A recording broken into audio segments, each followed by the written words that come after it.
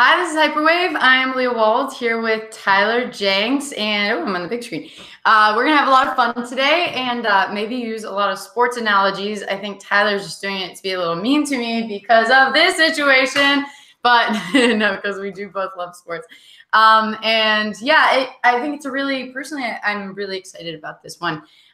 Because of everything that's happening in the markets. It's definitely important topic of, how should you be careful? What should you be thinking about when prices go down, when prices go up, just to make sure that you're safeguarded, and also that you are being smart regarding your investing strategy. And that's very difficult. I know that I have a lot to learn from this show. So, Mr. Ty. Hello, everybody. We've been promising to do this for a while. We've just been doing a lot of other things like playing soccer. We're going to use some sports analogies today. Basically what we're going to be talking about is defensive measures and why you want to consider them. And I'm going to give you a number that maybe you haven't thought about before. And we're not just talking about Bitcoin, but we are talking about Bitcoin. We're also talking about the triad of gold and US dollars and cryptocurrencies. And we are talking about all of the traditional markets, particularly the US stock market and more particularly the NASDAQ. What I'm saying is there seems to be a confluence right now of a lot of forces between and amongst asset classes. When the dollar goes up, gold goes down. When the dollar goes up, sometimes the stock market goes down, but sometimes it doesn't. When the NASDAQ goes up, sometimes the Dow and the S&P don't go up as much. When Bitcoin goes up, sometimes cryptocurrencies go up, sometimes they don't go up, and sometimes they go down.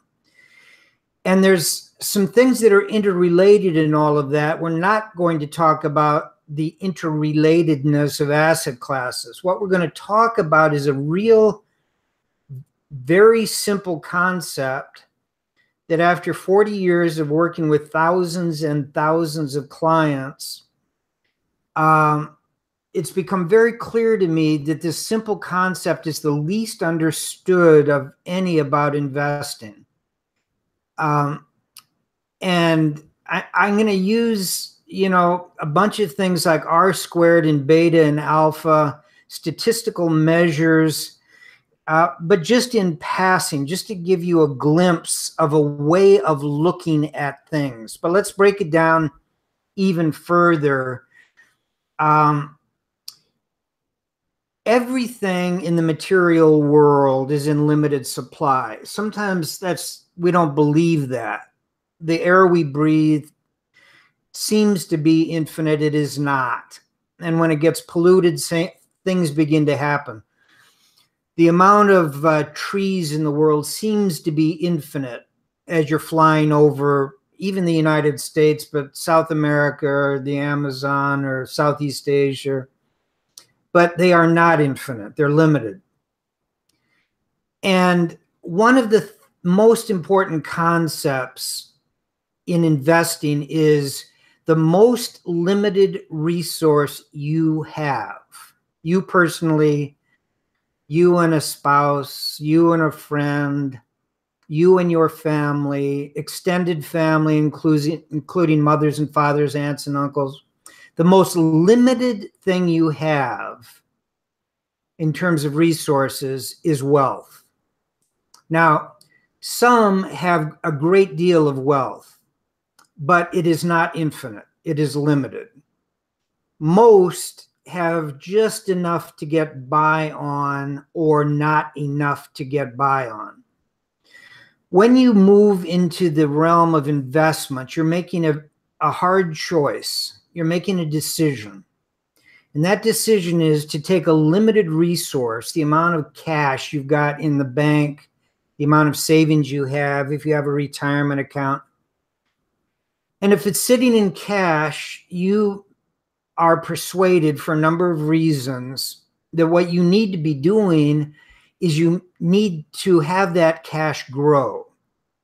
And that is an offensive decision. You are going to make an offensive move from a defensive position out of cash into something else. But remember what I started with. You've only got a limited amount to work with.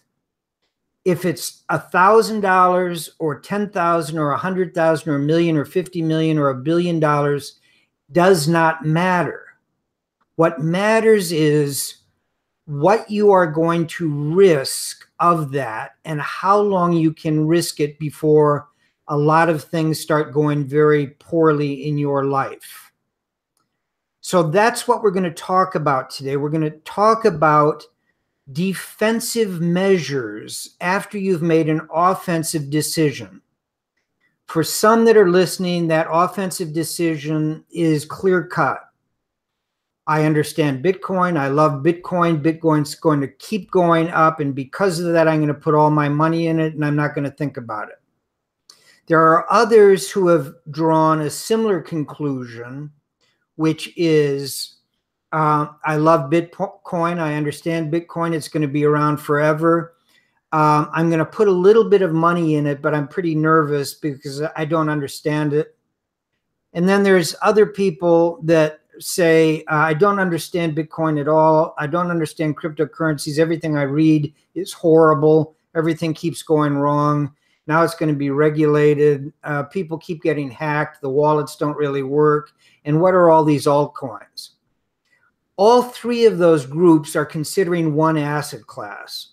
We're not going to talk about that asset class today. We're going to talk about the decision to take your personal, your family wealth in some portion and get out of what it has been in and get into something else. Now's the time for metaphors. And I've got a bunch of them. And a lot of them are sports related. Because the one most important ingredient into investing is the money you have. If it's in fiat, or if it's already in stocks or bonds, or if it's in real estate, or if it's just from income. You count on 2 checks a month and you know there's going to be some left over. So you go ahead and you spend that waiting for the next paycheck and you buy something with it. You buy Tesla, you buy gold, you buy Bitcoin. That is a decision to get out of something safe that will be there. If you got $10,000 in the bank, you know that $10,000 will be there a day from now, a week from now, a year from now, plus or minus a tiny bit of interest if it's in a savings account.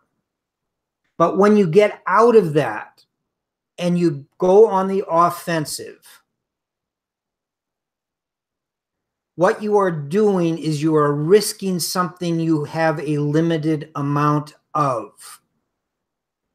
So you've got to be right. So let's talk about sports. In football, it's often said that the best offense is a good defense. What does that mean? To me, what it means is the assets are on the field in the form of human beings.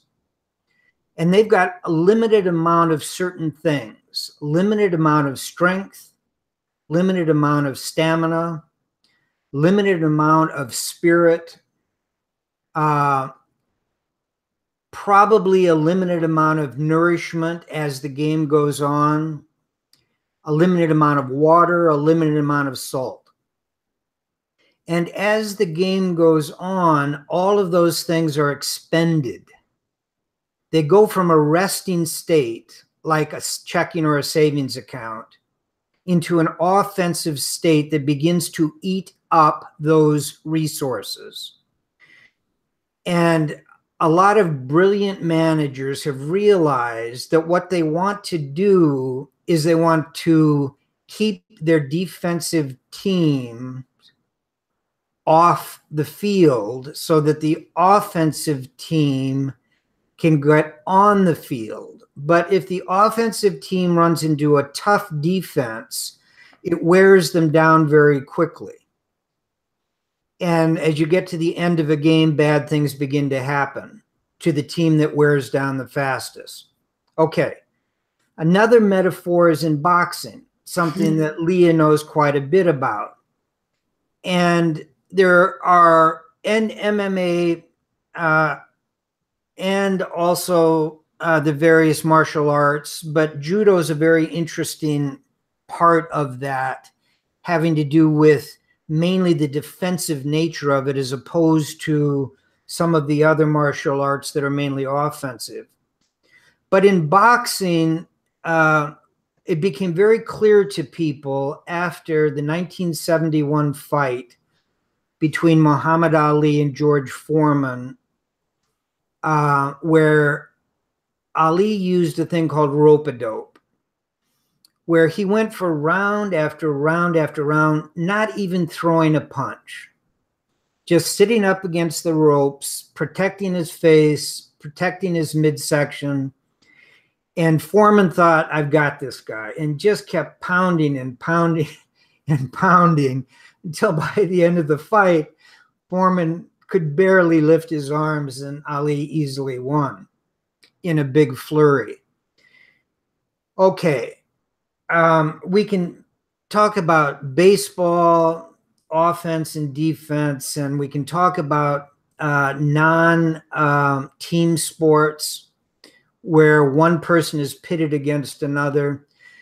And every one of them, except in very rare examples, if they're well matched, one of the most important part of their games is the defensive side. Okay, let's put that aside. There, what you're doing is you are wearing down or you're using up resources that are limited. Now, you can train, but the other guy is training. You know, you can. Do I get to jump in too, Ty? Yeah, please jump in. Well, okay, so my brother, which is totally in a sweat situation today, is obviously Tyler's business partner. Now, my brother, I'm gonna do a humble brag, and actually, it's kind of funny because I'm wearing a boxing T-shirt. He was Golden Gloves and one of the most amazing boxers ever, and trained. Actually, he held the mitts for Tyson. And funny little story is that just for holding the mitts on just a practice, Tyson actually punched through the mitt and just, almost obliterated my brother's hand. And if anyone knows DC boxing, then, he trained at Sugar Ray Leonard's gym and everybody, and I boxed as well. Well, not right now, it seems. So a couple of things just on what you're saying. Obviously, Mayweather being a really great example of what you're talking about. He is a defensive boxer, and he wears people down, exactly to your point. He uses his footwork.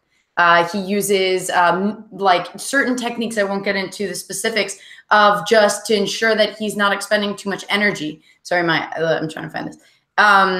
So that at the time that he's ready to do his KO, or that he wants to start going on the offensive, the other opponent is really worn down. And he's done very little. He's moving around. He's like one of the quickest dodgers, and then he has an insane hook.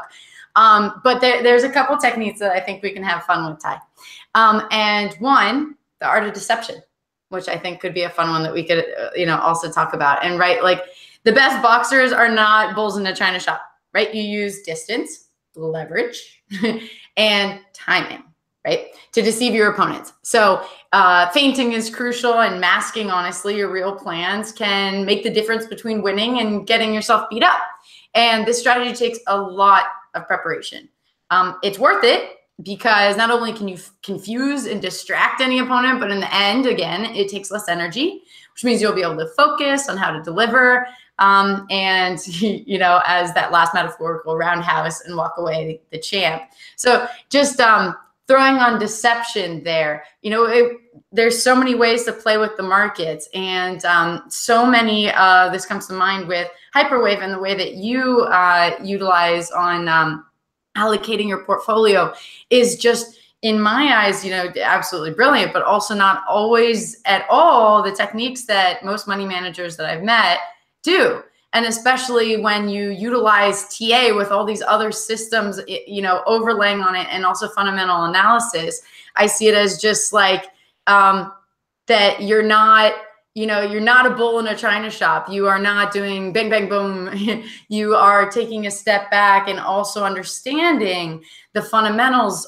Again, I know this is long-winded, but you're getting me excited about boxing, of just also what kind of deception is potentially happening. And I don't mean that in a scam artist way that we like to talk about it as the FUD in crypto, but as, as the fundamentals of the Fed changing interest rates and how that, plays out in the markets, and having your own kind of deceptive strategy of being unique specifically in how you plan your punches. Yeah, those are very interesting points. And it happens all the time in investing. The word in boxing and in other things, in sword play, and is called feint, F-E-I-N-T. And it's something that occurs that attempts to get the other person to think something else is going on. And I've never seen it as prolific as in the crypto world. I've seen it for 40 years in the investment world because of what's called talking your book. When you watch CNBC, almost everyone that appears on there is giving an opinion that if you listen to them is going to help them make money, not you.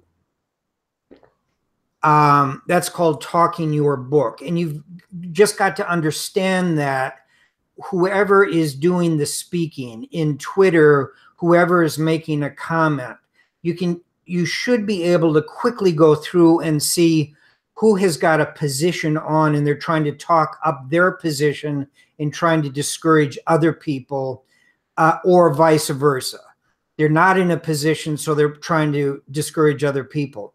But just the war that is going on between the maximalists and all of the other people in terms of talking each other down, trying to persuade third parties that they are right and the other side is wrong. But you've got to be sure you understand who is saying it and what is the motivation behind it. So that's one type of deception. There's all kinds of others having to do with what's called painting the tape.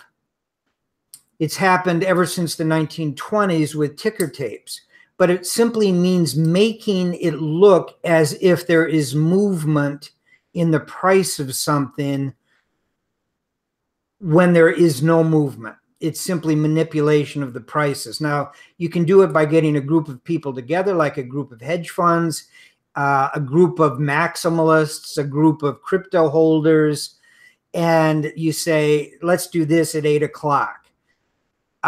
They're not doing it because they want to buy or they want to sell. They're doing it to paint the tape so that anyone that is watching will think that something is going on. Another way is to promote stories about the SEC or about Ethereum or about ICOs or an ETF that's coming out. All of those are feints. And you need to be defensive in understanding that and not reactive. There's nothing a boxer likes more than to fake a jab and then come around with either an uppercut or a hook with his right hand. Because if you go for the feint, then you leave yourself exposed to something else. Okay, enough of the sports metaphors, but they're important to know from the perspective that none of them have only a single resource that is limited as investing. When you run out of money in investing, you cannot invest. It doesn't matter how much you love Bitcoin. and that Bitcoin's going to $1 million. If you run out of money, you are not going to participate in that. If you have the amount of money that you've got, it's cut in half. You can't buy the same size position that you had before. You become weaker and weaker by holding something that is eating away the only resource you've got for the future to invest. So enough on that. What I'm going to do is I'm going to do screen share, and I'm going to pull up a couple of charts. And what we're going to look at are some basic ways. And I'm not talking technical analysis here. I'm not talking about jumping in and out of the market or trading or speculating or gambling or anything like that. What I'm talking about is a mindset that you must know yourself. You've got to understand what resources you've got available. And you've got to understand that if those resources go way up in value, how are you going to react? Or if those resources begin to drop, at what point do you panic? At what point do you start doing irrational things because you know you're running out of resources?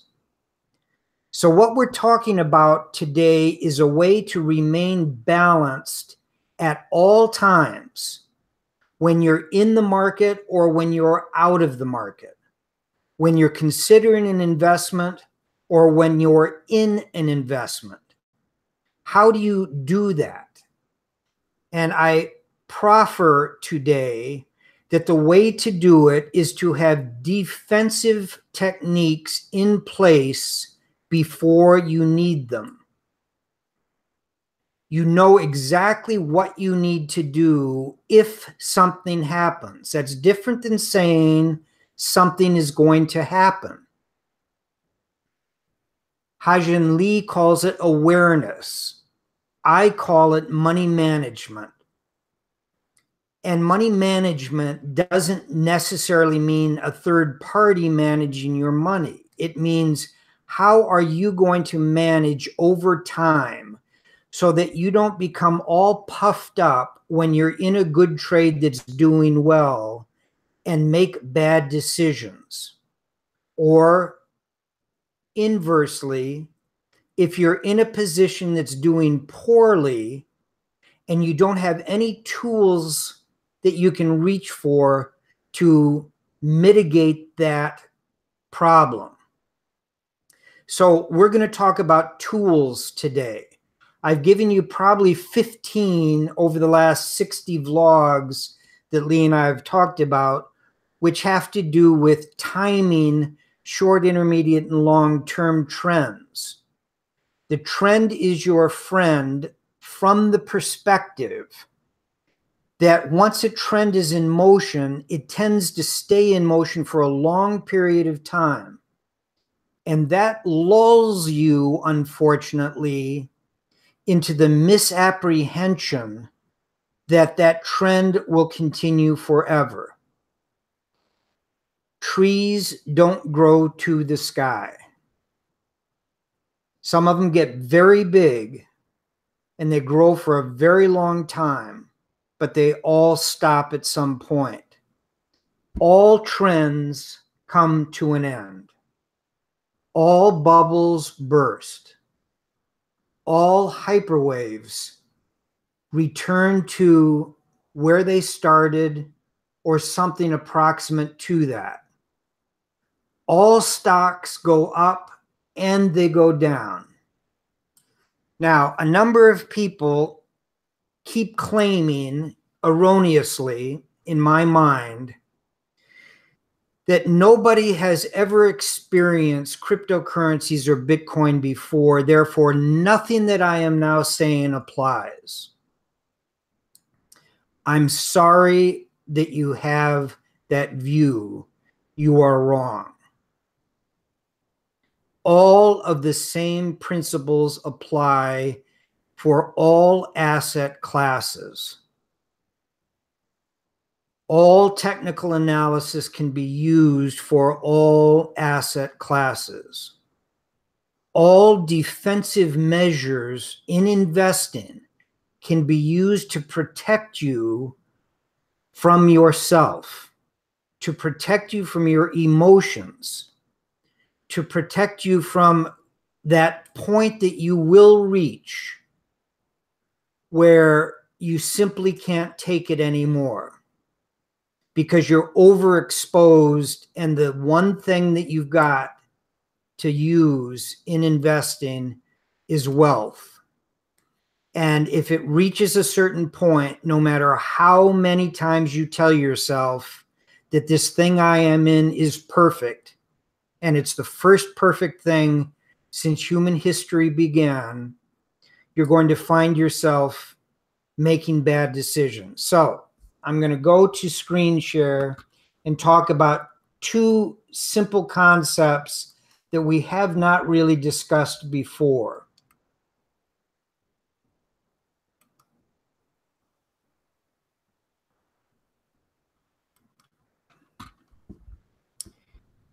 And the first thing we're going to look at is a chart of the S&P 500 over a 5-year period. Now, this is up over this period 75%. And I've shown you before these two moving averages, the blue line and the red line. And if you listen to Tone and me the other night, we looked at these charts and we noticed that over this 5-year period, there was only one period of time where these two lines crossed, which was right here. And then they continued up. And I pointed out that they have just crossed over here for only the second time really in 5 years. Now, I've been saying that I have gotten nervous about the US stock market because of a number of things having to do with the NASDAQ, a number of things having to do how the indexes are calculated, and also the fact that the short-term moving average is doing some funny things that I don't like. And therefore, I have, for my managed accounts, begin to raise a little cash. And I've told everybody that's 15%. I'm still 85% in this market. I think it's going higher. But that doesn't mean that I'm not taking steps to protect assets if something else occurs. It's a little step. And maybe this is just a feint, F-E-I-N-T, on the part of the market to scare people out before it goes much higher. I suspect that's what it is. Otherwise, I'd have a lot more defensive armor on than simply a little 15% sitting in cash. Okay, so get a good picture of this. This is the S&P 500 over 5 years, up 75% from the left to the right side. Only one other time something looked like it was interrupting the price movement, and that was back in 2015, almost 3 years ago. Okay. Now what we want to do is we want to look at another 5-year chart. This is a mutual fund that moves inversely, in other words, opposite to the S&P 500. Which means when the S&P 500 has gone up for the last 5 years, which is what we just saw, this is going to go down for the last 5 years. And it's going to do it in approximately the same proportion as the S&P is going up. So if you can make 50% on the S&P going up, you're going to lose 50% on this fund. Notice how closely the moving averages are working inversely to what we saw with the S&P. Where before the price was always at or above the red line and the blue line ran through the price until the blue line cut down here and prices went down, and then immediately resumed again, the price moving up right along the blue line, which is the 7-week moving average, and the red line moving up consistently. Now look back at the RIDEX. It's called the RIDEX URSA fund. And just the opposite is true. The price now is moving down with the blue line. Every once in a while it'll get up to the red line, but not for long. Until this period, exactly where the S&P corrected, we actually broke up in this RIDEX URSA, came back down, broke back up, going back to the S&P chart. Same thing here, broke down, back up, broke down before heading higher. RIDEX broke up, down, up, and then down back to the same pattern. Okay, now, so all we're talking about here are two securities. One is an index fund called the S&P 500 that you can buy without paying any fee, any commission to buy or sell it.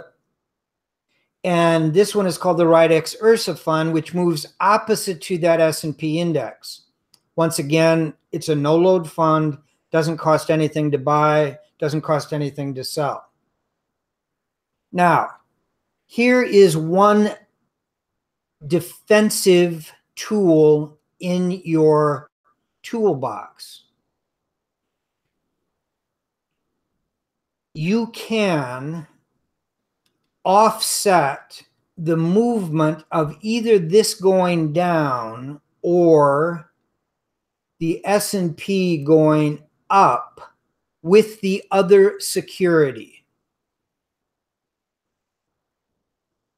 Instead of raising cash, if you're 100% invested in the stock market,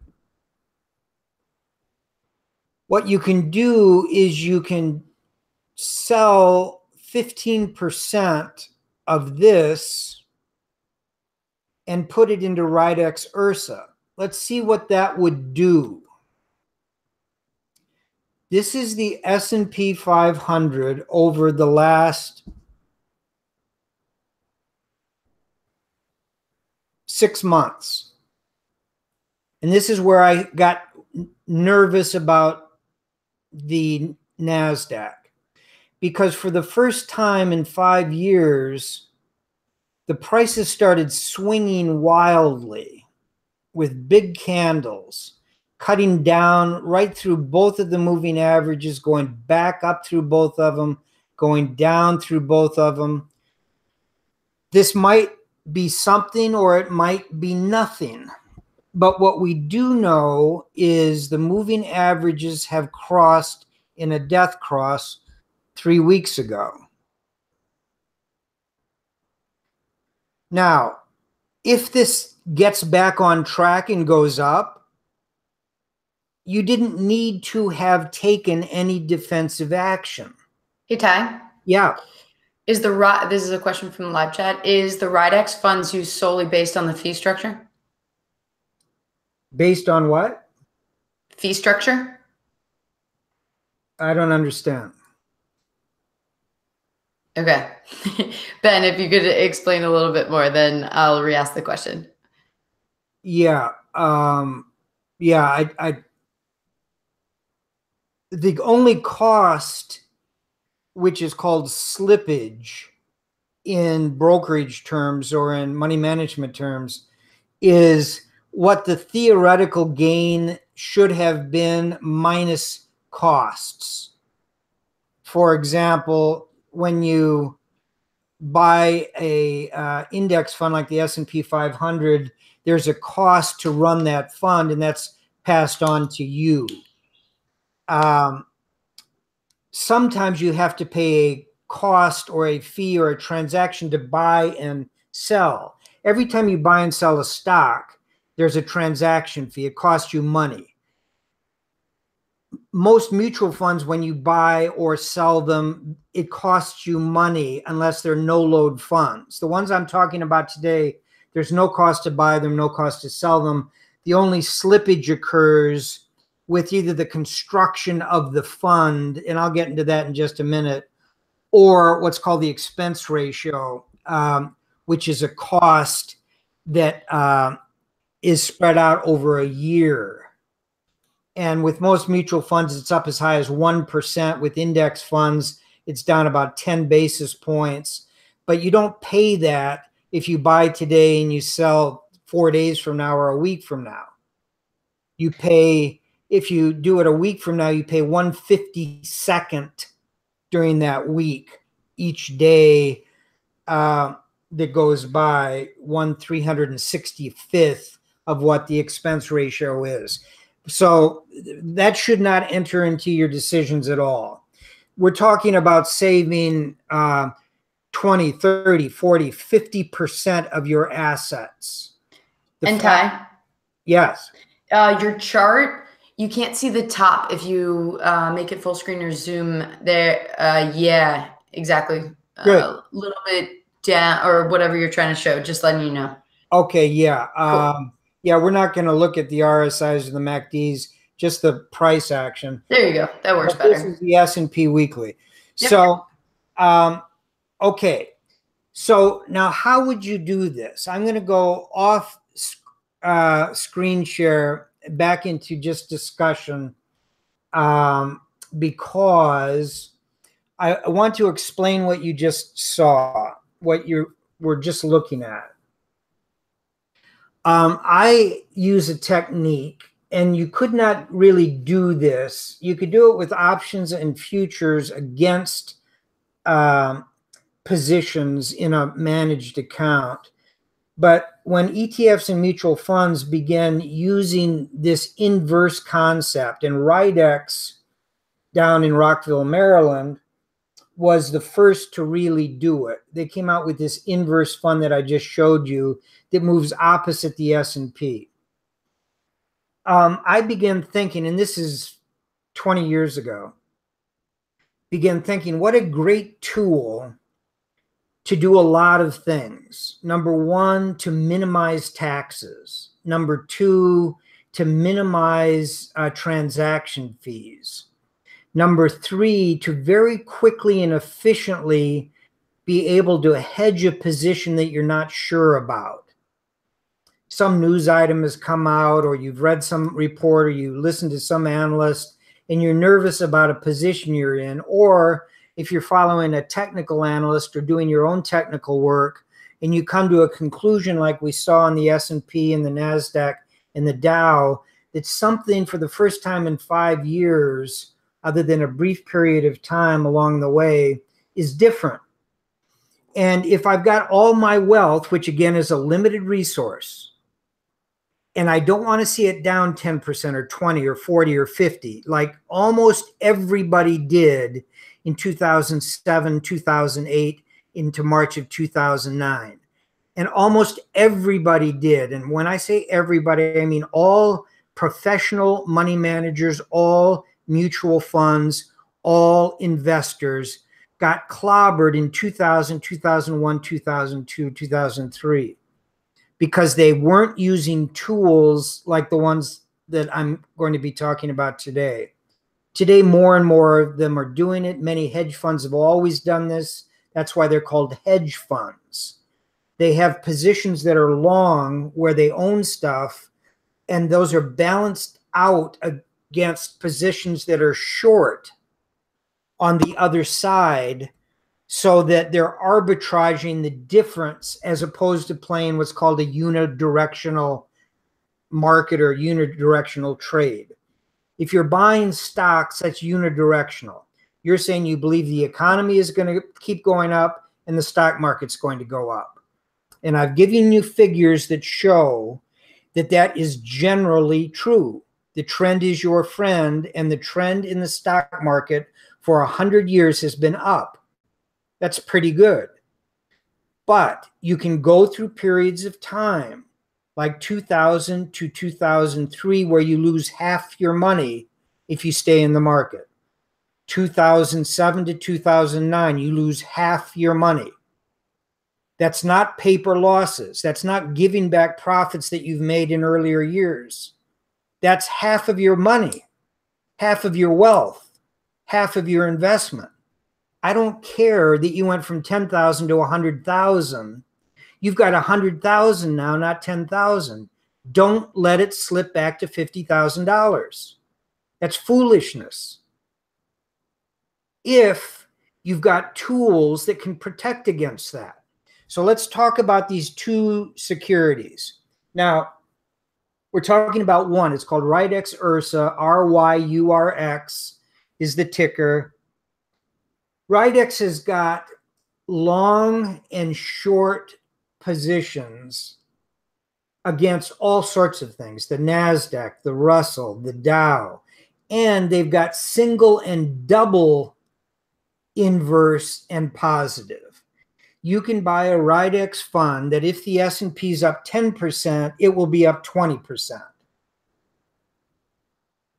And you can buy an inverse 2x fund by Rydex or a bunch of other places. ProShares has got some great ones that moves twice inversely to the S&P. So if the S&P is down 10%, you're going to be up 20%. Okay, we're just talking about two of them now, but what I'm telling you is there are 100 securities available to you that match up even against sectors of the market. You can buy the energy sector long and short, the finance sector long and short, the utility sector long and short, the tech sector. Okay, enough of that. We'll do a whole show on that if we get people showing that they'd like a lot more detail. But again, we're talking about defensive measures. Okay, I showed you that I'm nervous about the S&P. What I will be doing for clients if other things begin to develop in the NASDAQ and the Dow and the S&P, in which sequentially things get worse. The price goes now below the 200-day and closes there for a week. The 200-day begins to flatten out. The 200-day begins to roll over. The price begins to accelerate to the downside. Rather than waiting sleepless nights, watching that occur and knowing my X number of dollars, my limited resources are shrinking and I am out of control, I can't do a thing about it. I want to take control defensively right from the beginning, which means I raise a little bit of cash. I don't do anything like buy Rydex Ursa. It's too early for that. And watch the market. And what happens when the market begins to strengthen again and the broadening top I've talked about is surpassed, and all of a sudden the moving average, the short-term moving average, the blue one begins moving up. It's obvious. You take the 15% cash and you put it back in the market. And that's all you have to do. That is a defensive measure that if that eventuality comes about and it begins to deteriorate, you've already saved 15% of your wealth by putting it in cash. If I do another 15%, I've now got a third of my wealth sitting on the sides. I basically don't care with that 30% what happens in the market, if it goes up or down. If it goes up, I still got 70% in the market. But if it goes down, I now have 30% that every day is getting more valuable because it's going to buy me more than I had when I sold it. So that my overall wealth isn't going down, it's going up. Let's take the next step. Let's say that we have to get more defensive because technically, fundamentally, things begin to happen. An impeachment proceeding starts with President Trump.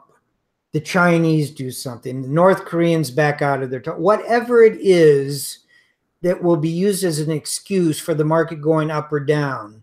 If it concerns you and you've taken another step to be more defensive with your wealth, as you get closer and closer to retirement, the tendency is you don't want to take chances anymore because you see you're going to need that money and as much as you can.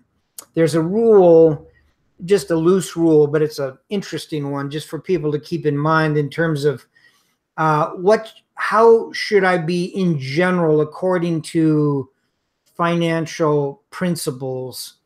How much should I be putting in stocks, how much in bonds, and how much in cash on a percentage basis? And the rule that has been thrown out for years and years and years and makes a lot of sense is you simply take the number 100 and you subtract your age from it. So if you're 20 years old, you subtract 20 from 100 and the number is 80, and that means 80% of your wealth, if it's $5,000 or $5 million, should be in the stock market. If you're 40 years old, 60%. 40 from 100 is 60, so 60% should be in the stock market. If you're 80 years old, only 20% should be in the stock market. Now, the stock market over a long period of time is the best, most consistent way of growing wealth, other than real estate, which I'm not considering in this discussion because of its illiquidity. We're talking about liquid assets that you can move from Bitcoin into the stock market, into a tech stock, back into Bitcoin. You can't do that with real estate. So out of the three big classifications of places you can put your money, and crypto's a new one, and that's why a small percent, in my mind, should and could be in crypto at the right time, but never a huge percent, simply because of the consistency and the inconsistency of it. But out of stocks, bonds, and cash, stocks return about 10% per year, annualized over the last 100 years. Bonds are not quite half of that, but close. And cash is a third or less. It's been less for a long period of time, but at some point it'll get back to 4, 5, 6% kind of numbers at some point. And then you can use cash a lot more. Okay. So that rule, 100 minus your age, gives you a general perception of what statistically the amount of risk that you can take between the most volatile, which is the stock market, the middle volatile, which is the bond market, and the least volatile, which is cash. And if you do that and rebalance every year or every 2 years or 3 years as they get out of whack with those numbers, most people involved in financial planning believe that you can pretty much stop worrying about your wealth. You want to keep putting money into the retirement accounts, but in about those proportions. I happen to disagree with a lot of that, but I'm in the very small minority on the way I look at that. So I'm giving you the majority view here, except for these defensive measures. Almost no one uses these defensive measures. And the reason is because they don't believe it's possible. They don't believe the market can be timed. If you don't believe the market can be timed, that's great. I mean, that's your opinion. A lot of smart people believe that. I believe it completely. I think I've proved it to myself and others for 40 years. And it takes a lot of work, but it can be done. Okay. Yes, please. You ready? We have some good questions. Great. If you're a beginning investor with only 1,000 to 5,000 and only invested in Bitcoin, do you protect your money by moving to cash, or is there another place to move your money so it's able to grow while Bitcoin drops? The answer is it doesn't matter how much money you have.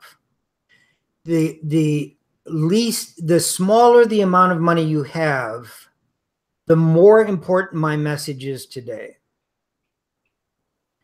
Because you can't risk it if you don't mind going to zero or something close to zero and starting over again. It's difficult to accumulate money. You don't want to do silly things with it after it's accumulated. You want to protect it.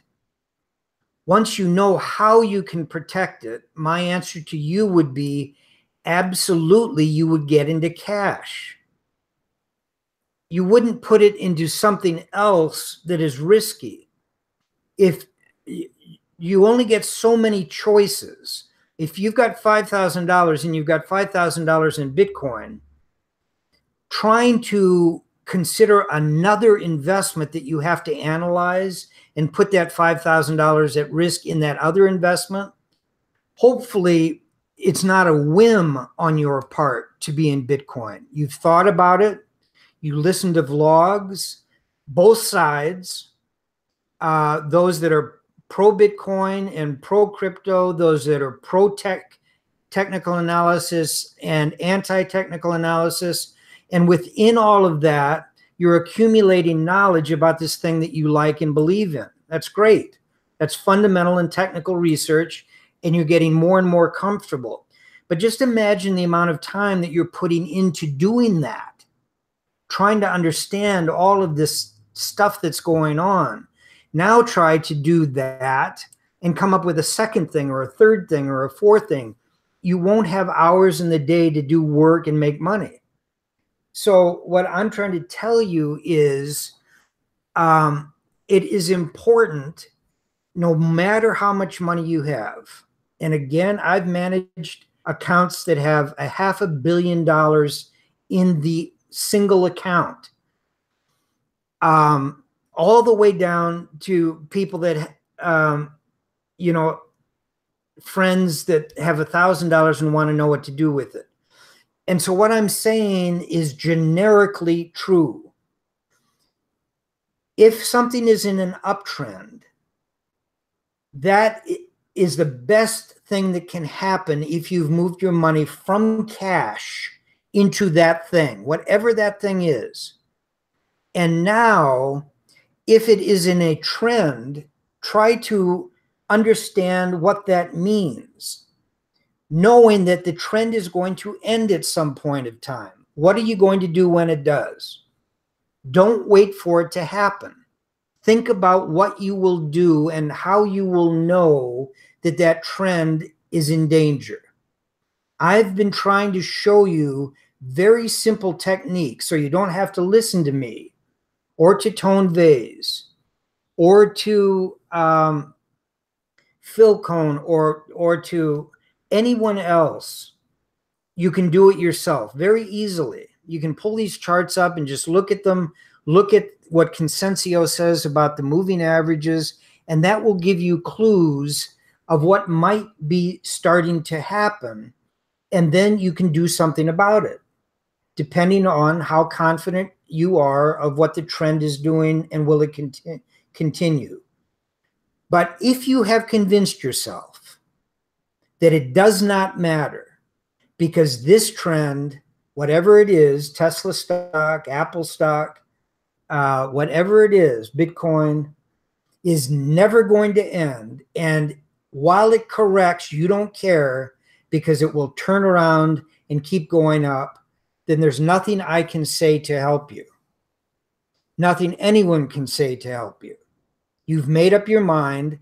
I don't know why you're listening to these presentations, because you're not learning anything. You've already made up your mind. I hope it goes well for you.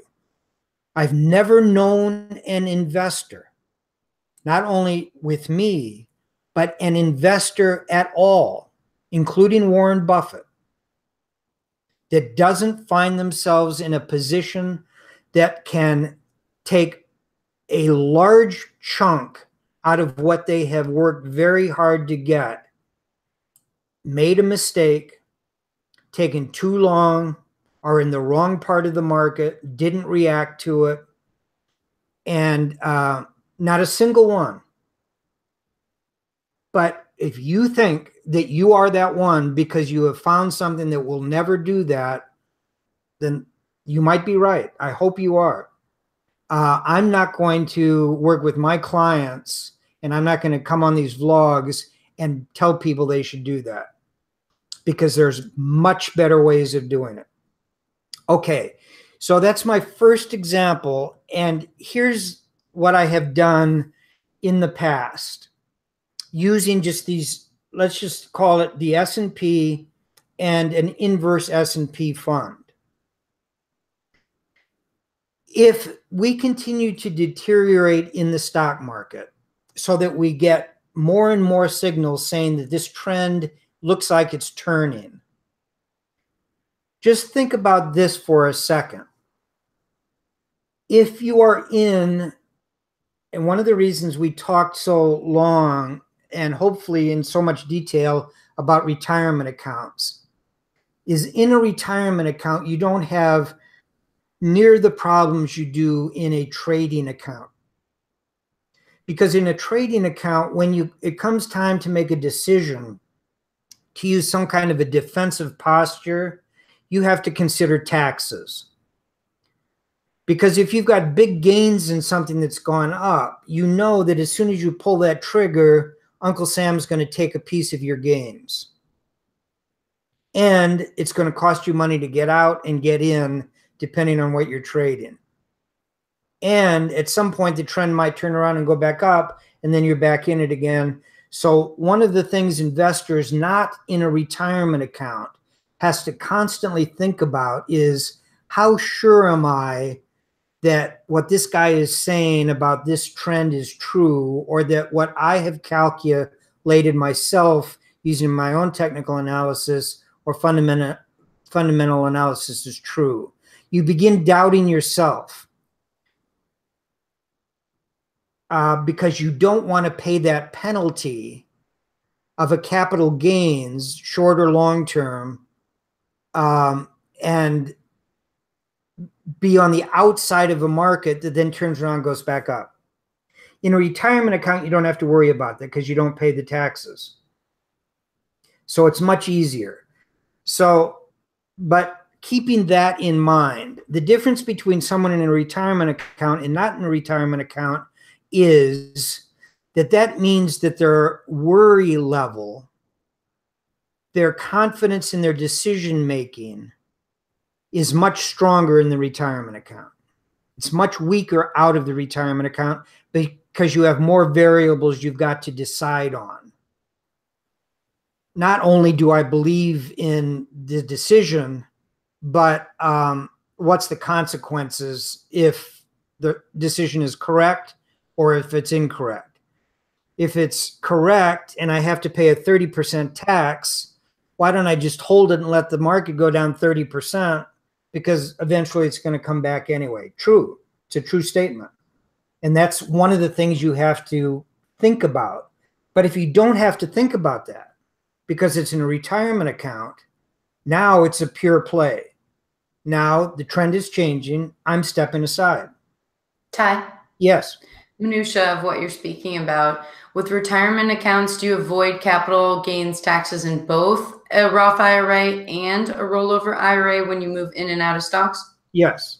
And in a 401k or 403b, 457, defined benefit, defined contribution, does not matter. They're all protected from taxes. That's why they're in there. Those are numbers from the tax code. It's a way of getting around those taxes as long as you stay within that platform. Okay, so just think of this for a second. And you can get out a pencil and paper and just draw a couple of little Venn diagrams kind of thing. We're not going to talk dollars. We're going to talk percentages. Because if you got $1,000 to $5,000, like the last person that asked a question, or you've got 100,000 or $1 million, it doesn't matter. We're going to talk percentages. You've got X. X is all the money you have in the world, and you've got it in a trading account because you love trading, you love investing, you're good at it, you're learning, and it's better than sitting in a bank. All true statements. Let's just stipulate that that's all true. But you don't have other resources that if the 100,000 disappears, if it's 100,000 or $1 million or $5,000 disappears, you can't then replenish it with another 5,000, another 100,000. This is all the money you've got.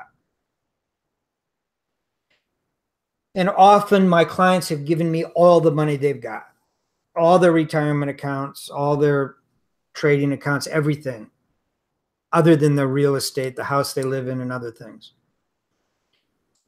Why? Because the stock market is the place to be over long periods of time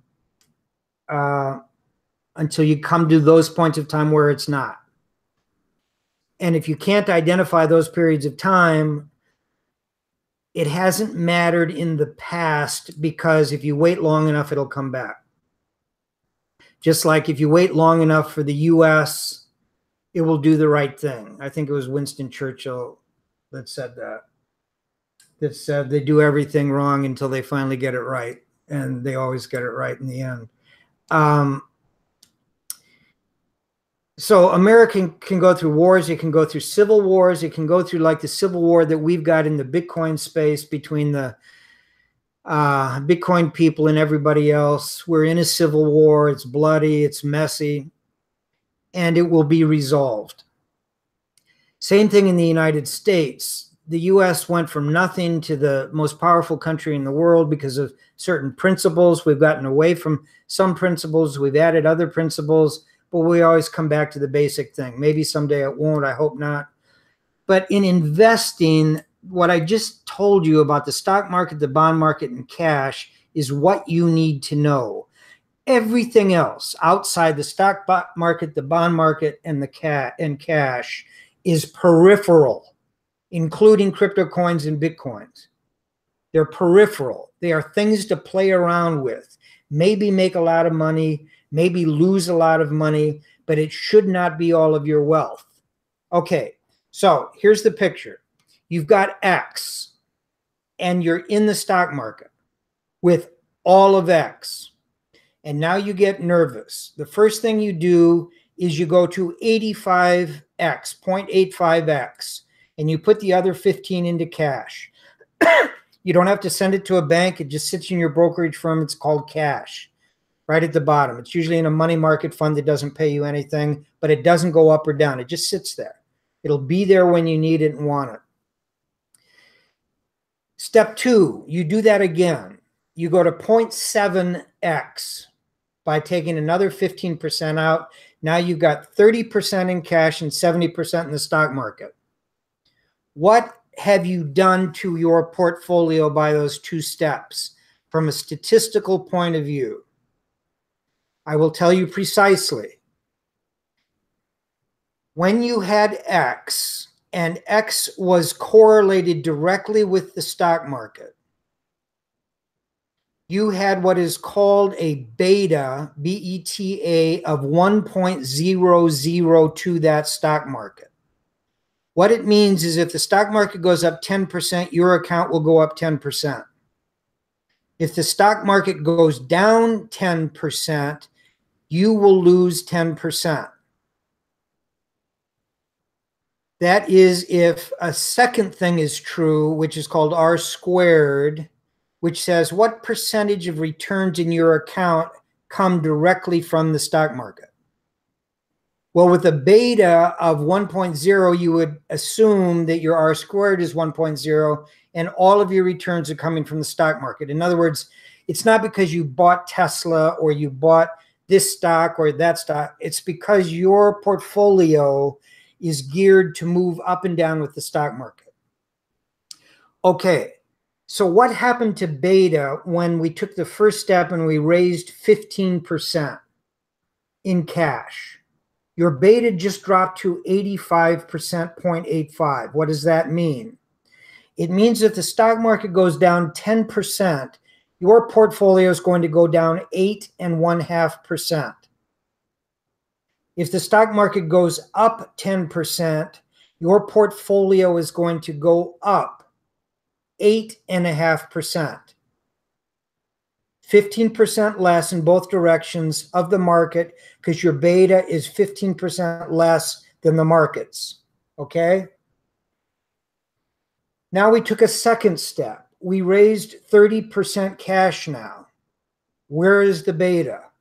Right, 0.70. What does that mean? If the stock market goes up 10%, you're going to go up 7%. If the stock market goes down 10%, you are going to lose 7%. Those two steps we took are defensive measures. They're beginning to protect your assets because the money you have taken out is sitting in cash, which will do what if the stock market goes up 10%? Nothing. And if the stock market goes down 10%, what will it do? Nothing. Why? Because the beta is 0 of cash to your portfolio. Okay, very simple portfolio theory, but now we're going to get complicated. We're going to only look at two things now.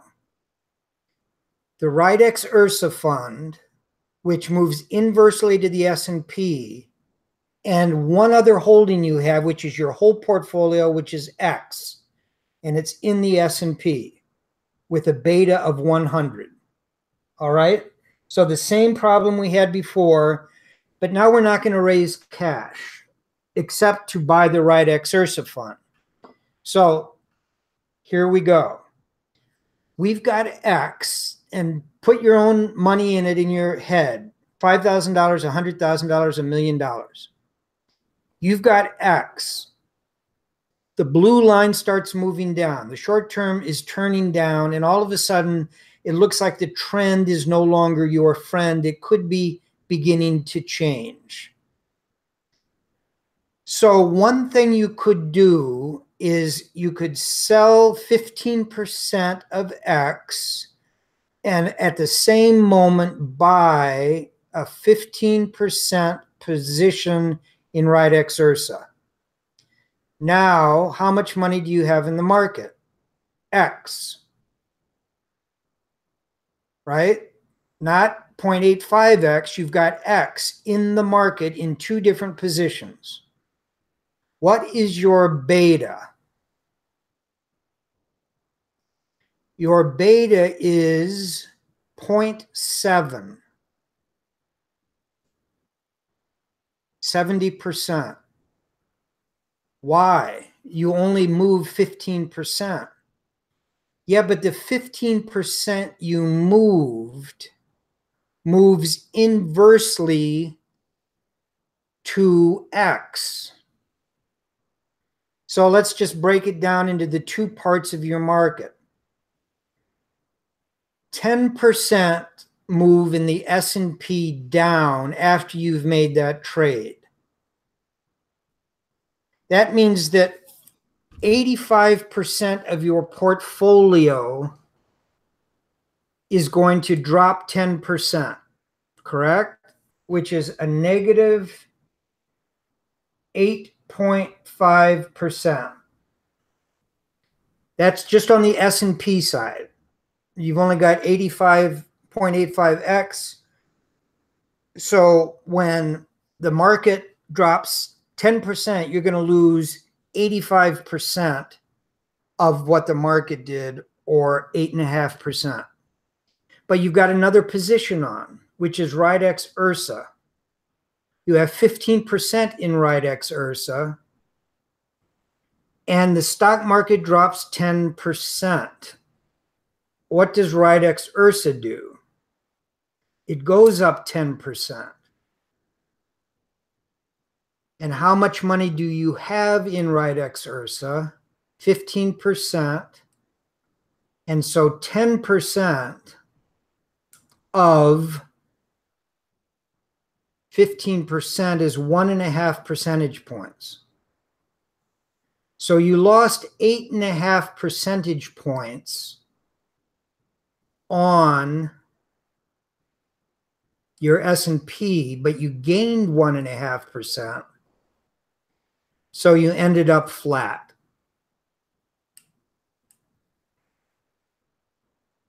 By doing that one thing, you dramatically change the statistical nature of your holdings. And all it took was one trade out of S&P and one trade into Ridex Ursa. Now, if you had done a 2x fund inversely, all of that doubles. And we won't go into all the difference is between that. But that's the difference between raising cash that just sits there and is totally protected and putting it into something like an inverse fund. Now, the last measure I ever take in an account is to put in inverse funds. I would much rather do raise all the cash I could, given the guidelines I'm given by a client. Some guidelines only allow to raise 10% cash, never any more, no matter what the market does.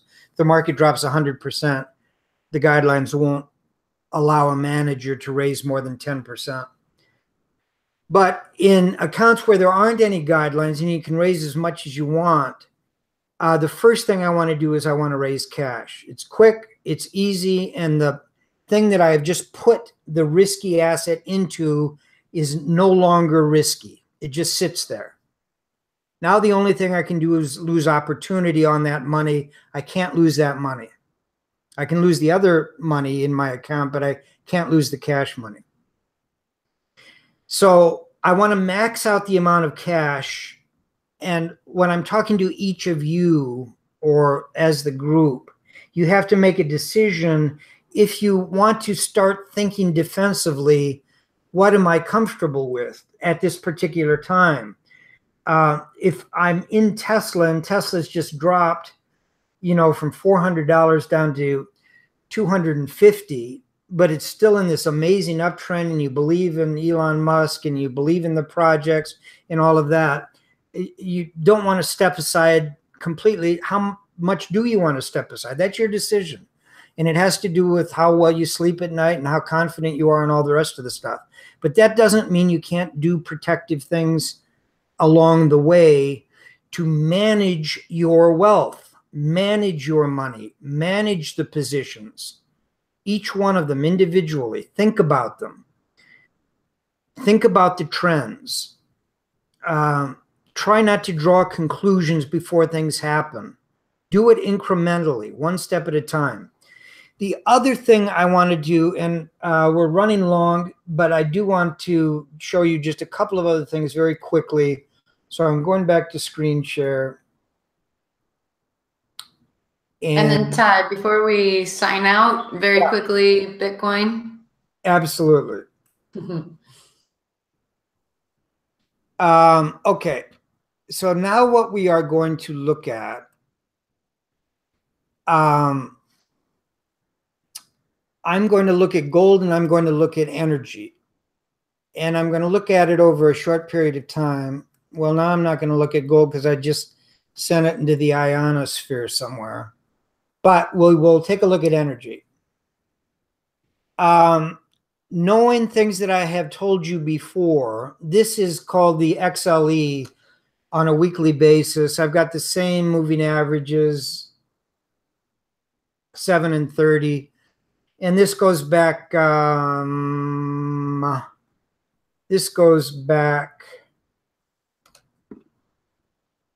think it's, what is it? What is going on here? There it is. It goes back to May. Okay, let's call it a year. It's about a year long. Now, this is an interesting chart because energy has been the worst performing sector for the last 5 years, but starting in August last year, it started looking pretty neat. Neat in this context means that it had been in a downtrend over here. Also, Ty. Yes. I brought up gold on TradingView if you still want to do that afterwards. Okay, great. Cool. Yeah, if you just make it a year-long chart, yep, with just a 7 and a 30-week moving average, that's all we need. Just this past year?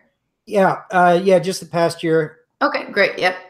We'll look at the same time frames. Okay.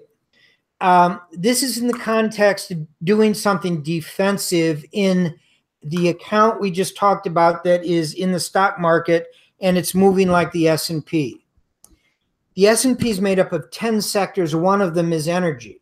Energy's been the worst performing sector. I think those of you that have followed us for a while know that I started cutting back about 3 or 4 months ago on tech and putting that money into energy in managed accounts. Why? Because tech had been the outperforming everything for a very long period of time, and energy had been underperforming everything for a very long period of time.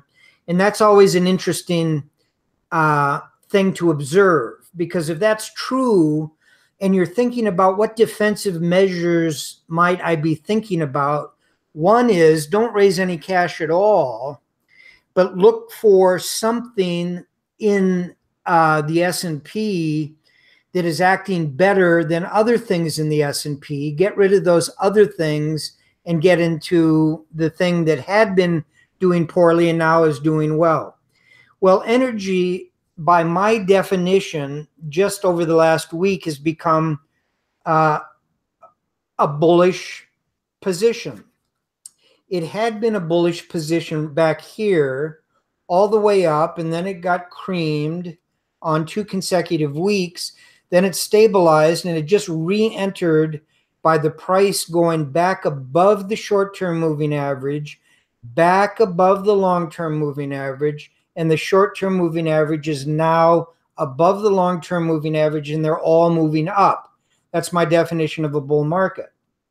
As opposed to what we just looked at with the S&P, where we said the S&P has broken below its short-term moving average. The short-term moving average is moving down. Short-term moving average is now broken below the long-term moving average. And that's why I got a little bit nervous and I said, ooh, maybe we'll raise 15%. What I could do with that 15%, rather than putting it back into tech, is to put it into this, which is energy. And that's what I did. I switched out of some technology and put it into energy. That is a second defensive step. The first is raising cash. The second is reallocating the X that you have from areas that had been weak into areas that are getting stronger. And the third is actually putting on inverse positions against X in varying amounts as time goes on. So that's 3 things, 1, 2, and 3, that you can think about doing, ask questions about. We'll go into more detail if it sounds like the kind of thing people want to begin considering. And as I said before, in my mind, it covers every asset class, including cryptocurrencies and Bitcoin, until I am proved wrong, which I have often been in the past. Now, let's take a quick look at Bitcoin. And the way I want to do this is I'm going to turn to a weekly chart. I'm going to go through very quickly my view of things. I look at this chart and I see two things happening. One is a bull market up to the top, and everything to the left is a bull market. The second third of the chart is a bear market. The trend is your friend all the way up to the top, and then you begin to question it when things begin to happen. And I've given you a number of things that did happen and are still happening. And that's why I say what you're looking at is a massive bull market followed by a bear market, and we're still in the bear market. That is not a comment on the future. That is a comment on where we are right now. The future will present itself incrementally, step by step. Okay, the first thing I'm going to do is I'm going to throw on Bollinger Bands. The Bollinger Bands on a weekly base are negative because we drop below the midline. We are coming back to the middle line, and the top line and the middle line are coming down. It will become neutral if we get back above the middle line and hold it on a weekly basis. It's tried for 3 weeks. It's failed for 3 weeks. Therefore, it is still negative, with the target using this one indicator down at the bottom with a breakthrough below 5,000. Let's take a look at the MACD at the bottom of this chart. The MACD is negative. The histogram is negative. The short-term moving average is below the long-term moving average. They have not recrossed. That is negative. It is true that it is getting less negative. It is not true that it is not negative. Okay, let's take a look at stop and reverse points. Stop and reverse points are negative. They've been negative since back here on January the 7th, around $15,000, meaning that the stop points are all above the price. It is true that we're coming up and are closer to that price, but that price comes in at 11,000 approximately. And we've been turned down 3 weeks in a row between 9,000 and 10,000. So that is negative. Let's take a look at the RSI. The RSI, in my mind, is neutral where it sits, but I interpret that at 50 to be negative, in that after all of what happened up here, being overbought up to the peak of the first 2/3 of this chart, the bull market, the bear market has not taken us into oversold territory. It does not need to, but it probably will, and usually does, particularly in a bear market, until the point of capitulation, at which time it could very well mean that the bear market is over, even before a lot of other technical things have happened. That has not yet occurred, so I give this a neutral where it sits and a negative in terms of its implications. We can go over a bunch of other things, but there's no way I can look at these charts and these long-term signals and say anything other than we are still in a bear market trying to work our way out, but we're looking at a weekly chart. Let's look at shorter time frames. Here is a 4-hour chart, and this shows the struggle that we've had between 10,000 and at this point we got up to 9,700, and we've started going sideways to down, which means the stop and reverse points are getting triggered in both directions, back and forth. Right now it's negative. We've got 3 negative postings on the stop and reverse points because of these sell-offs that we got from the 10,000 level all the way down to 9,150. And now we're back at the 9,400 level, trying for a bounce similar to this bounce between the 2 big red down candles. We have not gotten oversold on the RSI on this particular thing. Let's give a quick look on the moving averages. Moving averages have given a death cross, a golden cross, a death cross, a golden cross, and we are about to get another death cross in the next 8 hours or so. Hey, Ty, can you also throw in the Fibonacci?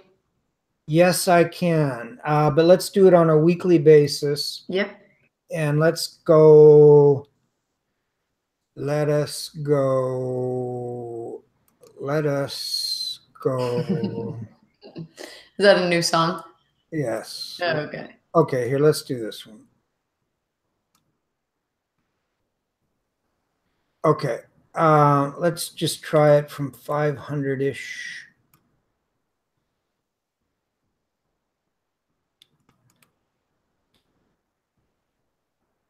Okay, so that's not going to work, so we got to go here and here and here. We can do it on another show.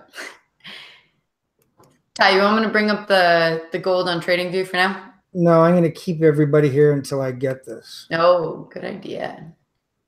I've got dinner in the oven.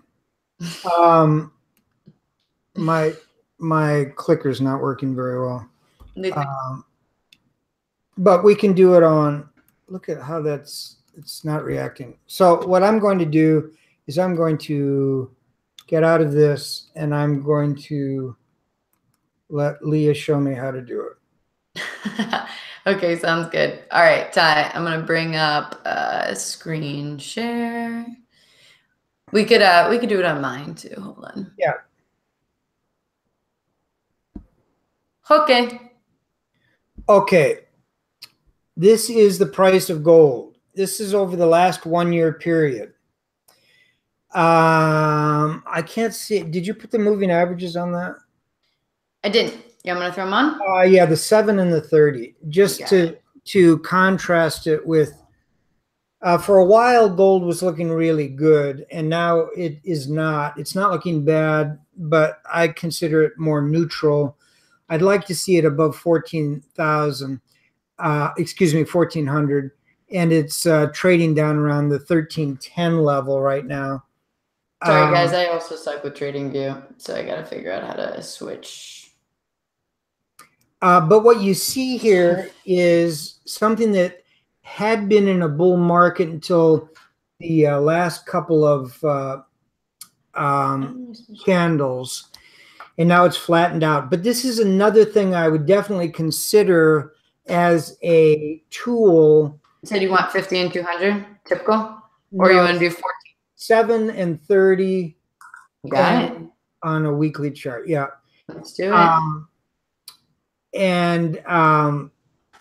This is a good thing to use as a defensive measure rather than simply sitting in cash, as long as it's in an uptrend like energy was.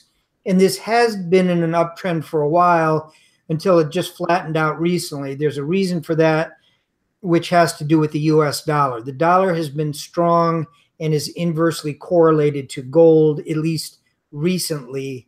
So as the dollar gets stronger, gold is getting a little weaker. Ty, tell me the third one you want. We have 730 in. Just 7 and 30. Just those two is fine. Keep them looking. Cool. Great. There you go. Make them a different color. But yeah. Okay, great. So that is another area of the market. Now, gold is not one of the sectors of the S&P, but materials is a sector in the S&P, and gold is considered a natural resource under the category of materials. But I consider gold as a separate asset class, like I consider Bitcoin and crypto. Needs to be understood and studied on its own. Sometimes it's inversely, sometimes it's directly correlated to the same thing and changes over time. It is most inversely correlated, though, with the US dollar, which should indicate it should be inversely correlated to Bitcoin. It has not acted that way. At some point in the future, I expect it to be. So the only reason I wanted you to see the gold chart is that here is another thing to consider as a halfway point when deciding how defensive you want to get. You can raise cash. You can put that cash either in money markets and just wait, or put it into an area of the market doing better than the one you're getting out of. So I showed you oil. I've showed you gold, and there are a number of other things we could look at. I'm not making recommendations. I'm just trying to get you to see a way of thinking about what to do when the trend is no longer my friend, or it appears that it's not going to be. What am I going to do about it? And the third thing was you can actually inversely negate any downside in price by using inverse funds. Just one caveat, when you go to 2x funds, and there's even 3x funds that you can use, talk to your accountant or your tax advisor, because tricky things happen with the 2x and the 3x inverse funds. And if there's interest in that topic, we can do a whole vlog on that also. You don't have to worry about RightX Ursa, which is just a 1x. It does not have the same characteristics. Okay, last thing we want to do is we want to pull up Fibonacci on the S&P. Do you want to give that a try, Leah? Yeah, we were actually on the Bitcoin chart, but did you want to pull it up on the S&P? Oh, I'm sorry. I meant the Bitcoin chart. Yep.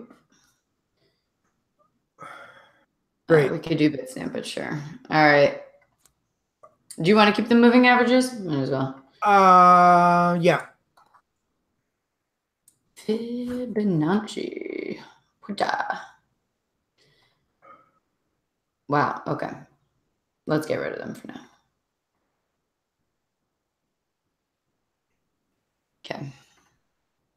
Go for it, Ty, while I delete. You able to see? Yeah, but I can't read what they are. I know. That's why I like wisdom better. It's easier to do the Fibonacci. So you've got the 200. Yeah, that's not going to help. Yeah, well, yeah, I'll figure it out later. Inputs. Yeah. Okay. We Never promise mind. We'll get back to fibs another day. Pick up the Fibonacci on our next one. Any other questions we want to get to, or have we beat this horse to death? I think we've exhausted everybody here, Ty. Okay, very good. Well, thank you all for listening. I hope it was helpful. As many comments, criticisms as you want, keep them coming.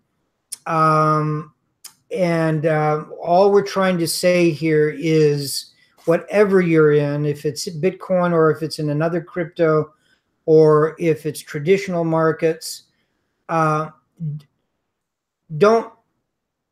at least give consideration to the fact that those that tell you in the traditional markets or in the crypto space that buying and holding forever in some sort of a blind fashion is an intelligent thing to do. I think there is a more intelligent thing to do. I'm not saying, I think there is a more intelligent thing to do. And that's what we tried to present to you today. Thank you very much. All right, everybody. Thank you so much. And till next time. Again, we actually came up with the show thanks to one of our viewers who said, who recommended this type of idea. So Please send through any other shows that you guys would want to watch. And awesome. Thanks so much. Great. Thanks. Bye-bye.